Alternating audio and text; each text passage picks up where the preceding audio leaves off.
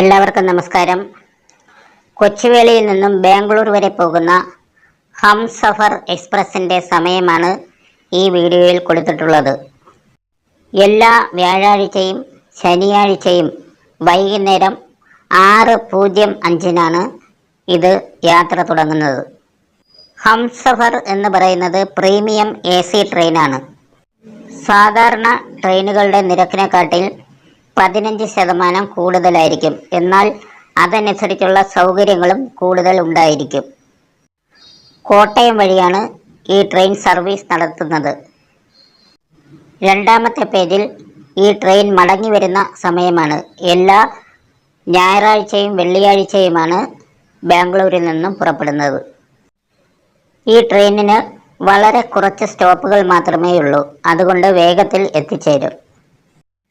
Train യാത്ര കേരളത്തിൽ എന്ന ഈ ചാനൽ ഇഷ്ടപ്പെട്ടാൽ ദയവായി സബ്സ്ക്രൈബ് ചെയ്യുക.